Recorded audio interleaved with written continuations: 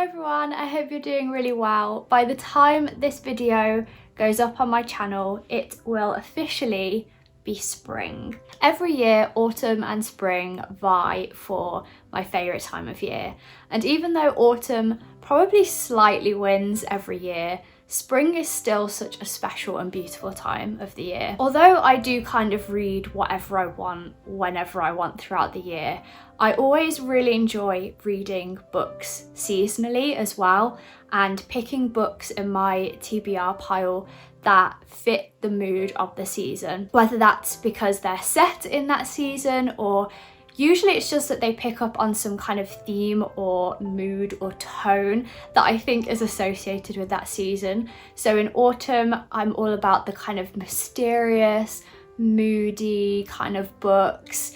In the winter, I like cozy books every season of the year. But in winter in particular, I love reading a kind of fantasy, magical, cozy book. And in spring, I like a different kind of book.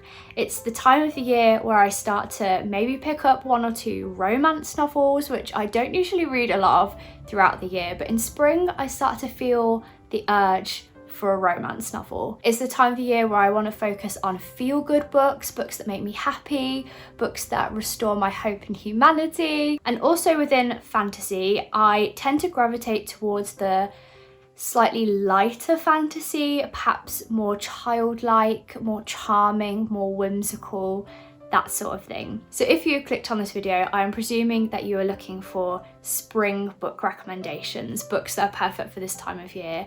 And so I'm going to be recommending 9 books. I always do this on book recommendation videos. I always pick 9 and not 10. And I've collated these into 3 different categories. So the first is feel good. The second is romantic, and the third is fantasy. So I'm going to be recommending books within those 3 different categories. But before we get onto the books themselves, first of all, a quick word about this video's sponsor, which is Ana Luisa. Ana Luisa is a sustainable New York-based jewellery brand, and I've worked with them a couple of times now, and I absolutely love their jewellery. I feel like anyone could find something that they like out of Ana Luisa's jewellery because they have such a good mix of quirky and chunky and more minimalist and dainty. I'm personally someone who likes quite understated and minimal jewellery, and so I always find such beautiful things on their website. What I really love about Ana Luisa is how transparent they are as a company about the materials that they use for their jewellery and the way they source and ship their products. If you go onto their website, you can read so much about their sustainability methods and also their goals for the future. It's all so clear and transparent on their website. For this particular video, I was sent 4 pieces of jewellery. The first thing I got was this necklace, which is kind of a vintage style necklace with a rose in it. I feel like this necklace is so spring-like. It really reminds me of a Jane Austen period romance kind of novel. The other item that I received was this bracelet, which is a mixture of pearls and little dainty flowers, which I also feel like is perfect for spring. I have a couple of bracelets from them and they're always just so cute and dainty. So I always wear hoop earrings. They are my staple piece of jewellery. As a result, I wanted to get some staple gold hoops. So I got them in this smaller size and also in this medium size, and they are both perfect for going with absolutely everything, any piece of jewellery, any outfit. I love these hoop earrings. Do go and check out their website, and if you are looking to buy yourself something or buy someone else a gift, then check out the link in my description box. I'll put the code and link somewhere on the screen as well, and you can get 20% off with this code. So thank you to Ana Luisa so much for sponsoring this video. Let's now get into the spring books. So we're starting on the happy feel-good books. And the first one I want to recommend is Daisies for Innocence by Bailey Cottrell. So this is one I've mentioned a few times as not being my favourite book ever, but it is so feel good. It is the perfect book for if you just want a smile on your face. If you want easy reading that you can flip through in a day and doesn't take up too many brain cells. This is a cozy murder mystery, which means it's a murder mystery that is supposed to feel kind of cozy and comforting. It's not an edge of your seat thriller. And in this story we follow Ellie, who owns a perfume shop in a cozy little town, and we follow Ellie as she runs this perfume shop. She also has this enchanted garden that is out of the back of the shop where the customers can go and explore and smell all of the flowers and plants that she uses in her perfumes. And she also has a dog and a cat, I believe, and lives in a little lodge in her enchanted garden. It's all very magical and whimsical and lovely. However, everything changes for Ellie when one day she finds her shop assistant dead in the enchanted garden. And it also turns out that this shop assistant, Josie, was dating her ex-husband.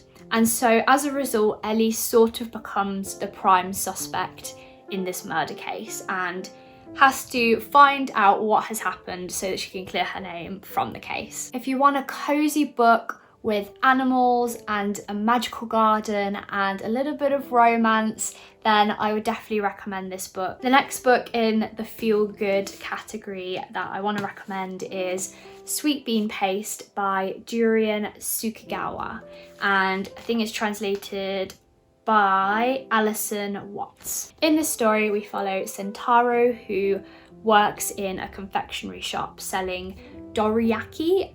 I don't know if that's exactly how you pronounce it, but they are these kind of pancakes filled with sweet bean paste. And this is what he spends his whole day doing. The only issue is that he really cannot make this sweet bean paste, and so he actually buys it from a supermarket or a store somewhere and fills it with this store-bought paste. He doesn't enjoy his job, but he is working there to pay off some debts as he has a criminal record and needs to get back on his own feet. And so he's sort of just passing the days, passing the time, doing something that he is not passionate about. One day, an older lady who has disfigured hands arrives at his shop and sort of begs him for a job. She will do a job for literally minimal pay. She'll work below the minimum wage. All she wants is a job where she can meet people, interact with people, and also she happens to be an excellent sweet bean paste maker. She can make the most amazing, incredible, delicious sweet bean paste. As a result, an unlikely friendship forms between this man and this older lady as they learn each other's pasts and what's brought them to where they are. And it's a really moving story. It's really sad, but in a kind of beautiful way. And I love the friendship that is at the centre of this story. This is a book about finding your passion. It's a book about judgment and accepting people. It's a book about freedom, and it's a book about hope. And I absolutely loved it. And the final book in the feel-good category is 84 Charing Cross Road by Helene Hanff, which I've mentioned many times before on this channel. But in short, this is a collection of real life letters between an American woman, Helene Hanff, and a British bookseller named Frank Dole. It's a series of letters between them as she is trying to find certain editions of secondhand books and he is trying to find them for her.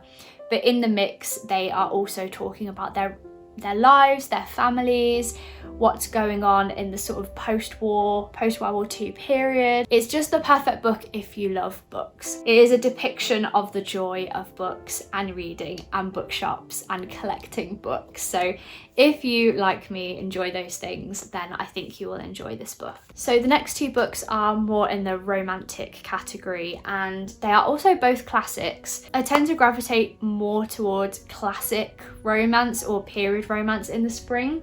And so both of the books in this category are also classics. So the first one I want to talk about is Frenchman's Creek by Daphne du Maurier, which I also mentioned in last year's spring book recommendations. There's going to be 2 crossovers, I think, that I mentioned in that video that I'm also including in this one, but I still think that they need recommending. So in this story we follow Donna, who is a married mom, and she is just not happy in her life. She feels like there's no adventure. She feels a little bit trapped and constrained, and so she ends up convincing her husband that she would like to go for a little break away with the kids. She'll take the kids with her, but she goes away to her husband's house in Cornwall. When she gets there, she learns from the locals that there has been a pirate who has been pillaging the area, pillaging the village, and stealing from people, stealing from the rich.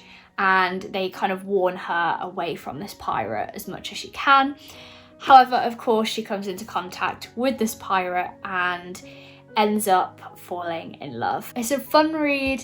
It doesn't take itself too seriously, but it is also very romantic. The language, I love Daphne du Maurier's writing, but her language in this book is so beautiful. And the second one I want to recommend is Persuasion by Jane Austen, which I read fairly recently and have mentioned a couple of times lately as well. This is my first Jane Austen that I have actually finished, but I do get the impression that pretty much any Jane Austen novel is perfect for springtime. In this particular book we follow Anne Elliot, who is a 27-year-old woman, and she in her younger years was, not that 27 isn't young, but in Jane Austen's time it's pretty old, and in her younger years she was persuaded by her godmother not to marry the man that she loved, who is now back in her life. He is now part of her social circle, and she is having to deal with some of those feelings of regret and loss,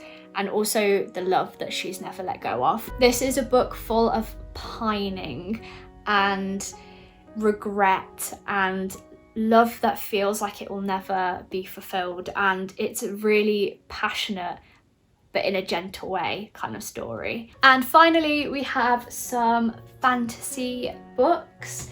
The first one is The Princess Bride by William Goldman. I am so in the mood to rewatch this movie, but this book for me is such a perfect book for spring. As I said at the beginning of this video, children's fantasy or kind of wholesome, light-hearted fantasy is what I really enjoy in spring the most, rather than the heavy stuff, and this is definitely in that category. We follow a farm boy named Wesley who goes off on an adventure to make a fortune so that he can marry his beloved Buttercup.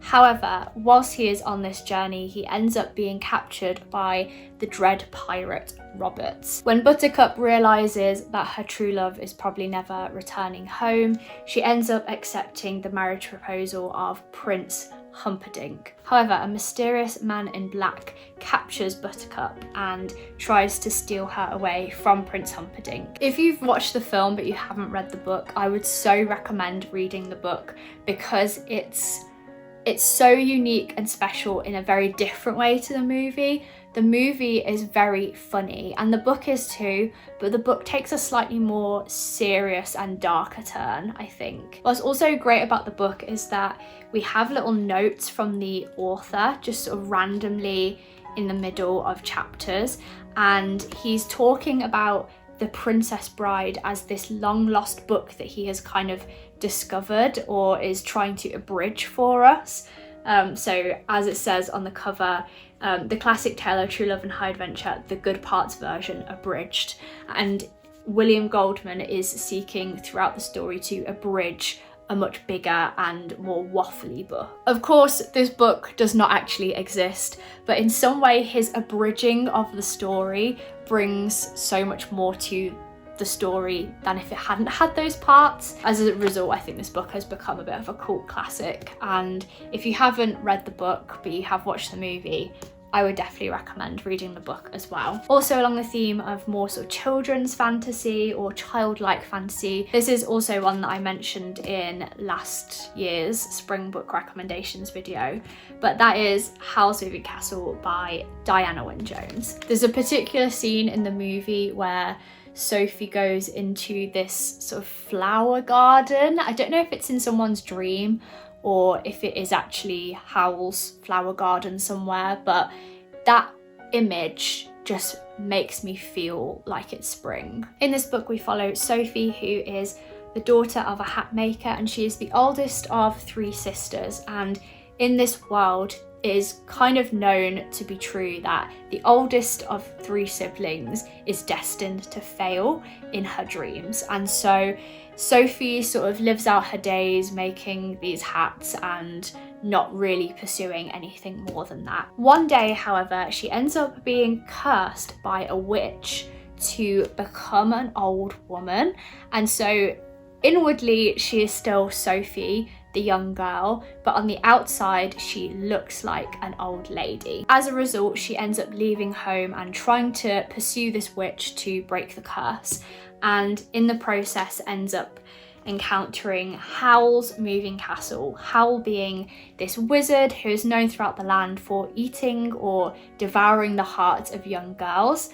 But because she is no longer seen as a young girl, she feels safe to go and encounter him, and she ends up becoming his cleaning lady in his moving castle. As a result, she goes on quite a few little adventures in her pursuit of breaking the curse. This is a witty and charming and wholesome read. I so recommend it, and the movie will always be a favourite for me. The next book is, I believe, a young adult fantasy. I think it's a young adult fantasy, and that is Strange the Dreamer by Laini Taylor. I haven't read this for quite a long time. I think I read it 2 or 3 years ago, and I still haven't read the sequel.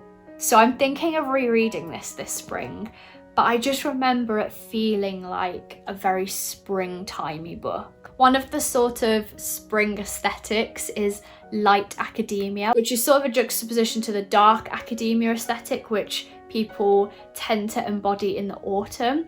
Light academia is about romance and libraries and light literature and Jane Austen and that sort of thing. And in this book, at least in the beginning, we centre around this big old library, and we follow Laszlo Strange. Laszlo has always been obsessed with this mythical city called Weep. One day, some people from this city end up appearing in his hometown, and he ends up having the opportunity to go to the city of Weep. Laszlo ends up being very much needed to help solve a problem that is happening in the city, and in the meantime he is also being visited by this woman in his dreams, and he doesn't know who she is or what's going on. And the final fantasy book that I want to recommend is actually a series of books, and that is the Earthsea series by Ursula K. Le Guin. I've only read the first 2 books, The Wizard of Earthsea and The Tombs of Atuan. There's also The Farthest Shore and Tahanu in this book, and then there's also a 5th book, I believe, that's not in this one. And there's maybe a collection of stories. There's quite a few books in this series. The overarching story is that we follow Ged, who is a goat herd on the island of Gaunt. He ends up discovering that he has these strange powers that he didn't know he had, and as a result he ends up being trained by this wizard, going to a wizard school and going off on lots of adventures and becoming a very renowned and famous wizard himself. I don't know if this is a children's fantasy series. At times it feels like it is, but at other times it feels very adult. It feels like the themes are very deep and heavy and slightly dark at times. However, it still embodies that kind of charm of classic fantasy for me, and I would definitely recommend this one for the springtime as well. I think also because this book is set in an archipelago, there's a lot of travelling over the sea and ships and coastline and that sort of thing, which I guess I definitely associate with the warmer days of the year. And so those are all of my spring book recommendations for this year. I hope that you enjoyed this video. Let me know in the comments down below, what are your spring book recommendations? Which books just embody spring to you? I would love to know your recommendations down in the comments, because I am always looking for more books to add to my TBR pile, even though I definitely should not be. And don't forget to check the link and code in my description to get your discount off Ana Luisa. Do check out their website. They have such beautiful pieces of jewellery on there, and I absolutely love and recommend them. Thank you so much for watching this video. I hope you have a wonderful day wherever you are in this world, and I'll see you very soon in the next video.